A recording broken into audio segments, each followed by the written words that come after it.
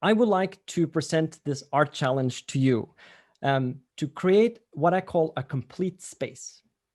Now, what is a complete space?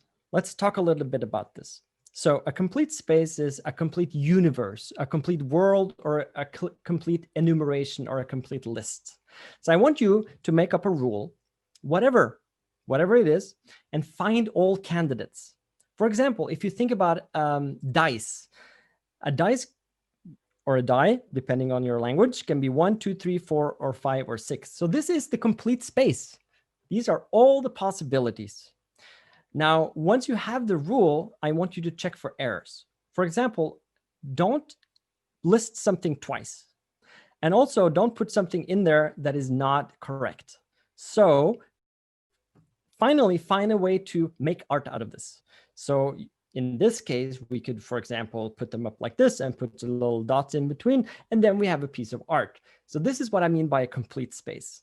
I want to show you some more examples. One of my favorite complete spaces comes from a Japanese incense tradition called Genjiko. And this is where you smell incenses and try to identify similarities. So let's say that you have 3 different things that you smell.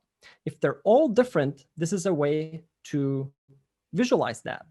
If the 2 first smells are the same and the last is different, you can visualize this or represent it in this way.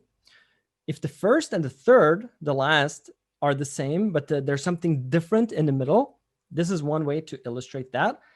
And if the first is different from the 2 last, but the 2 last are the same, this is one way to visualize that. Or maybe they're all the same. And I hope you agree with me that these are all the possibilities. Either they're all different, or they're all the same, or it's something in between.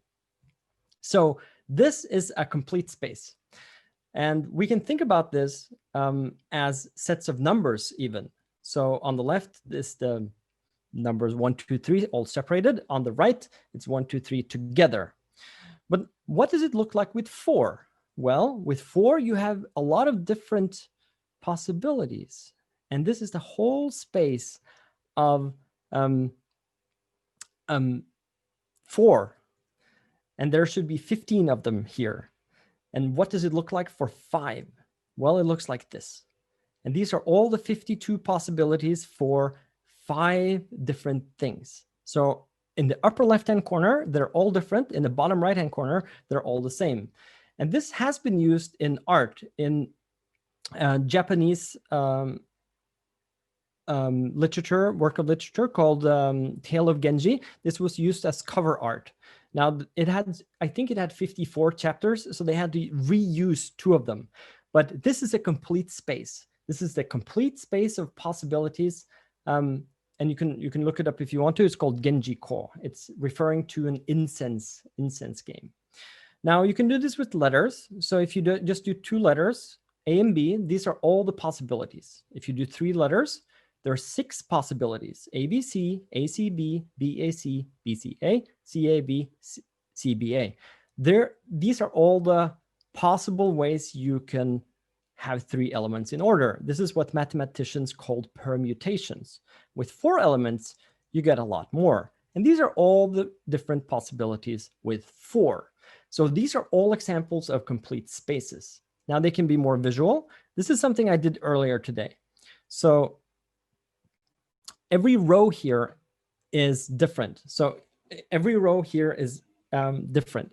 At the top, we have 2 white. Second row, the one with number 1 has a white and a black, and then a black and a white, and then 2 blacks. These are the only 4 possibilities you can do with 2 cells. With 3 cells, you get 8. All white at the top, all black at the bottom.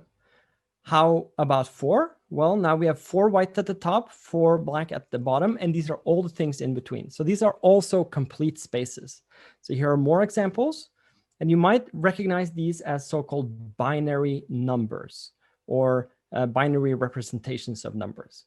Now, if we want to play with this, we can put it on a circle. So these are 2, this is for 3, this is for 4, this is for 5, this is for 6, this is for 7. This is for 8. So these are also images of complete spaces. just to wrap up, there are some examples that you can look at. This is a beautiful comic called XKCD. In one of the comics, number 832, he is showing you all the possible moves you can do in tic-tac-toe. So if you play optimally, so you can look at the link if you want to look at that. Or the game Set. This is a card game in which you have to identify sets, and there are exactly 81 different cards, and here are all of them. So this is also a complete space. Now, this is something I used in my book. These are all the 512 ways to combine 3 dots with 3 dots, or in mathematically speaking, all subsets of this product. Now, you don't have to understand this. I'm going to go give you some more complicated examples, and then I'll finish off. These are all the functions from 1, 2, 3 to 1, 2, 3. These are all the functions from 1, 2, 3 to 1, 2, 3, 4. These are visualizations of mathematical functions, but these are all the functions you can have. So for example, here in the top left corner, you have 3 lines going to the same dot, and in the bottom right-hand corner, you have the 3 lines to another dot, and then you have all the different possibilities in between. So this is another example of that. Thank you very much. Thank you.